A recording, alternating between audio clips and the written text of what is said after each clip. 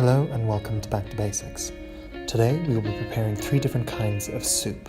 For the first soup you will need vegetable oil, onions, carrots, green beans, vegetable soup mix, fresh parsley, potatoes, and butternut. To start things off, we're going to look at a foolproof way to chop an onion.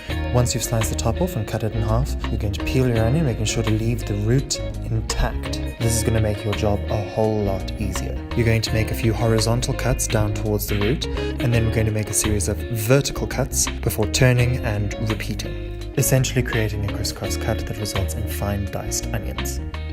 For the rest of the soup, you're going to need 1 large cubed potato, 1 cubed butternut, and 1 finely diced carrot, along with a handful of sliced green beans. Then we're going to move on to what will essentially become the base of most soups, which is a finely diced onion fried in a little bit of oil with salt and pepper to taste. You want to make sure to nicely caramelize your onions because, as mentioned, this will form the flavor base of your soup.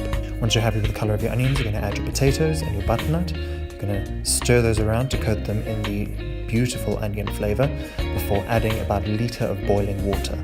You're going to cover this and leave it to simmer for about 20 minutes. This just ensures that your potatoes and butternut are nice and soft before you add your vegetable soup mix. We're using about half a packet here. You want to stir this in, ensuring there are no lumps before you add your finely diced carrot and sliced green beans, stirring that together and bringing to a boil. Then you're going to remove from the heat and serve alongside crusty bread.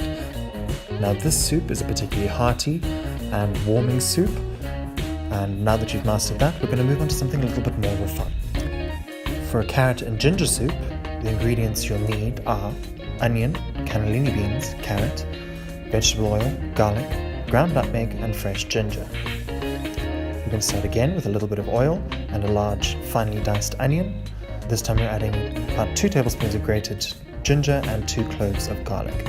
Once again, we're going to let that caramelize a little bit before we add our ground nutmeg, which we're going to fry off until it's nice and fragrant before we add our cannellini beans and our grated carrot. Make sure to grate your carrot as this ensures even cooking and will result in a much silkier, smoother soup once you blend it. As always, season generously to taste before covering with enough boiling water to cover and putting the lid on and allowing to cook for 20 to 25 minutes.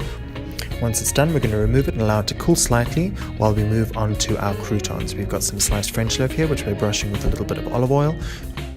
We're going to put these in a preheated pan, season them with a pinch of salt, and we're going to cook these until they're nice and evenly golden brown all over before removing.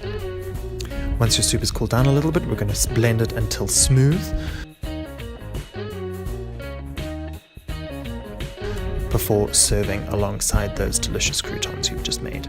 Now, this is on the more healthy side of soups, so we're going to move on to something that might be a little bit more luxurious. For a cauliflower bacon soup, we're going to need cauliflower, bacon bits, onion, vegetable oil, and garlic.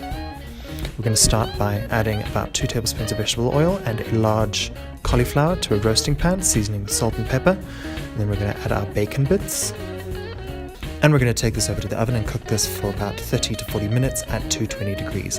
While that's going, we're going to move on to our soup base. Again, vegetable oil, onions, seasoning. Now we're going to add 2 cloves of garlic sliced and allow this to caramelize before we add back in our lovely roasted cauliflower. Roasting the cauliflower really allows for a huge depth of flavor. We're also going to add a stock cube and enough boiling water to cover before putting our lid on and allowing to simmer for 20 to 25 minutes or until tender. We're going to remove this and allow it to cool slightly once more before blending until smooth. If you're looking for a creamier, more indulgent soup, you can go ahead and add some fresh cream to this as well. We're going to serve this soup with a little bit of crumbled feta and some finely chopped parsley. Thank you for watching, and don't forget to head over to Facebook and Instagram where you can find us at My Taste Buds TV.